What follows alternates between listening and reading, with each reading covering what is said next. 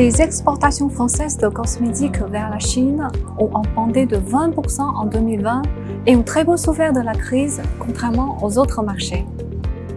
Le marché des cosmétiques connaît des taux de croissance à 2 chiffres depuis plus de 10 ans en Chine, ce qui est assez exceptionnel.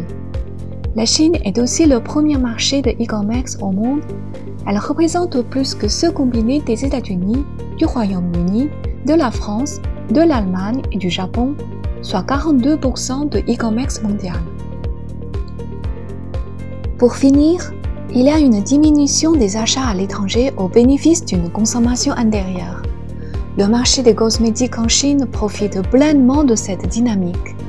Avant la crise, sur les segments luxe et haut de gamme, les consommateurs chinois représentaient déjà 30% des achats dans le monde et 60% hors de leurs frontières.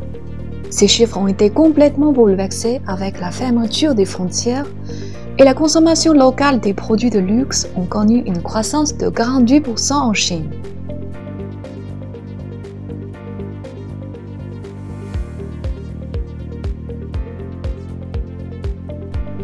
Le e-commerce représente 38% de la distribution de cosmétiques. Il est donc difficile d'y faire l'impasse. Par ailleurs, le cross-border permet aux entreprises n'ayant pas encore enregistré leurs produits de passer par ce canal et de tester le marché. Malgré la croissance rapide du e-commerce, 62% de la distribution continue à se faire en offline et on voit apparaître des nouveaux concept stores multimarques, des pop-up ainsi que des concepts O2O se développent. Nous sommes au sein d'un nouveau magasin cosmétique situé au centre de la capitale chinoise. Depuis son ouverture fin 2019, il est devenu une vitrine des marques de niche et de luxe. De plus, ce magasin est un select shop qui mélange les marques ayant déjà enregistré leurs produits en Chine et celles qui se distribuent par cross-border. Actuellement, une vingtaine de marques étrangères, y compris celles de France, se distribuent en cross-border ici.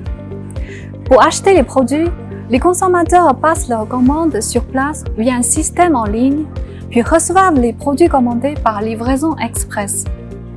Toutefois, il y a un plafond d'achat de 650 € par commande et de 3 380 € par an pour les consommateurs chinois.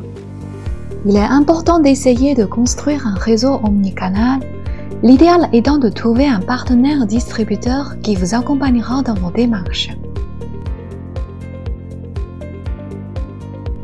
Il ne faut pas oublier que le e-commerce a un coût non négligeable en marketing digital si on souhaite être visible et développer sa notoriété. Être présent sur les réseaux sociaux est devenu indispensable, parmi lesquels WeChat offre une solution facile et sûre. Via son compte SoFrench, Business France vous aide à créer votre page WeChat, permettant ainsi d'augmenter la visibilité et de générer de l'intérêt pour votre marque.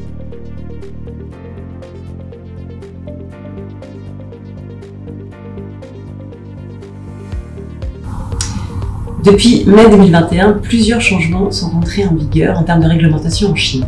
D'abord, nouvelle classification de certains produits cosmétiques dits généraux qui requièrent de simples notifications et ceux à usage spéciaux qui nécessitent un enregistrement à l'ANPA.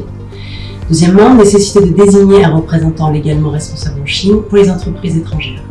Troisièmement, nouvelle procédure de file recording électronique pour les produits étrangers avant l'enregistrement à l'ANPA.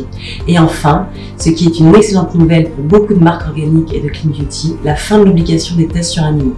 Pour ce faire, des marques devront présenter un certificat de bonne pratique de fabrication délivré par la NSM, ainsi qu'une évaluation sur la sécurité délivrée par des sociétés agréées par les autorités chinoises. Voilà, à vous de jouer maintenant, la Chine vous attend.